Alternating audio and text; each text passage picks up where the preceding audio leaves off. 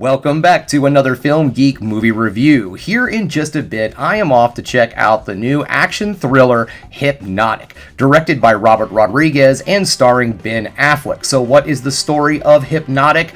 Okay, well, Ben Affleck plays a detective who is investigating a group of people that have the ability to hypnotize you on a whim. They can make you see things that aren't there or do things that you don't want to do just by using certain key phrases or sounds or motions or anything really. This looks like, I don't know. It looks interesting, to be perfectly honest. I don't really know a lot about this film. I just found out about it recently. It looks intriguing enough. So, you know what? I'm going to go check this movie out. I like Robert Rodriguez a lot. I like Ben Affleck. I think he's pretty good and stuff like this. It just looks like another action thriller kind of film. Maybe it has some unique twists and turns in it. I like the idea of having a villain or group of villains that can just hypnotize you to do things you don't want to do. And it looks like it might be a kind of a twisty-turny kind of thriller type film, so I'm all in on stuff like that. Alright, well, it's time for me to get out the door and to stop yammering,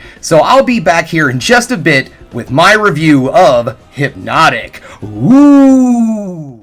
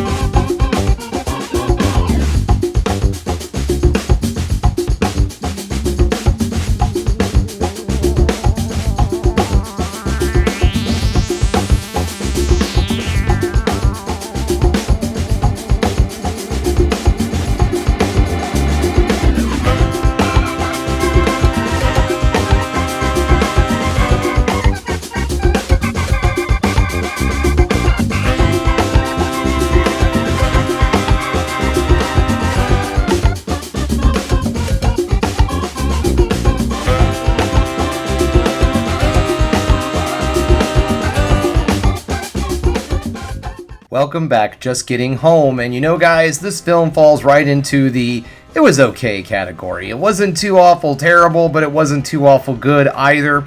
Okay, so let's get this started, shall we? We're going to start off with the negatives, and then we're going to end things on the ever so important high note with the positives. One of the biggest negatives I had in this movie was I figured it out way too fast, but that's not necessarily because it was easy to follow. I mean, it's not necessarily a hard film to follow, it's just that the movie takes forever to really reveal itself, or maybe I was just bored. I couldn't really tell. The movie's not terribly awful long, but it just seemed like it took forever for it to kind of reveal what the film is trying to do, what the real story behind everything is, and it leaves you so many breadcrumbs in the beginning of the film that when it finally has the big aha moment, you're like, yeah, I figured this out already. It's not that big of a surprise.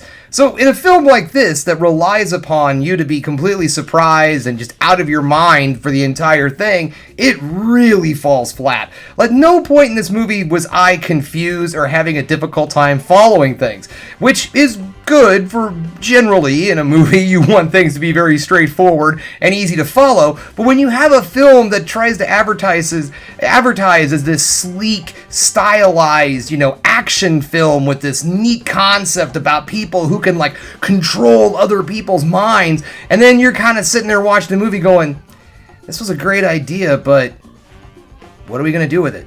And that's really what I felt throughout the entire movie was, this is a great idea, but what are we going to do with it?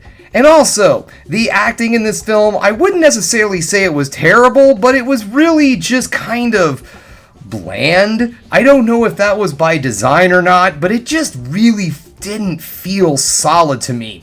One of my biggest complaints is one of my all-time favorite character actors, William Fichtner, is in this film, and he plays the villain, and he is excellent at playing villains. He's one of my favorite villain actors.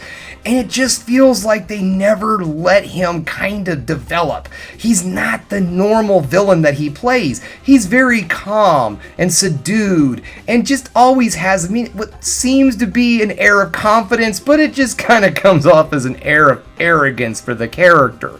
The character, the main villain, doesn't really make me scared or fill me with fear or anything like that. It's just when he shows up, I'm like, it's nice to see William Fichtner working right now. And that was about it. It's like, it's nice to see him in something. Kind of wish that he had something to work with here. But it doesn't. Nah. And that's the other thing. The script really felt like it was lacking. Every moment that this film had to really push the limits and go somewhere, it just gives you a little nibble. There's some really cool scenes and some amazingly well shot sequences, but nothing really comes of it. Okay, so what's the biggest positive of this film besides the fact that William Fichtner is in it? I liked the concept. I thought, wow, this is a really cool idea, but it just doesn't ever push the boundaries hard enough. The film itself has really good bones, but then as it just kind of tries to develop from there, it doesn't go anywhere. And I was really disappointed in that. And that's pretty much what I felt when the credits started to roll was, well, at least it wasn't 2.5 hours long. Now, I'm not saying that this movie is god-awful. This film, I think, falls right into the category of a perfectly good afternoon, something to watch kind of movie. You'll sit down, check it out, and go, there's about an hour and 45 minutes. That wasn't too awful bad. And that's really what this movie is. I think that maybe it would have done a little bit better if it would have just been sent directly to a streaming service rather than in theaters, but oh well, here we are. As I said, the movie's not terrible, but it's not necessarily probably something that I'm gonna sit down and watch again, or is really gonna retain in my brain later on down the road. Okay guys, well that's all I have for you today. If you liked what you saw here today, go ahead and subscribe to the channel, ring that bell for notifications, and give me the old thumbs up so I know you like what you're seeing. And if there's one more thing you can do, folks, that is keep watching movies. You know I'm gonna.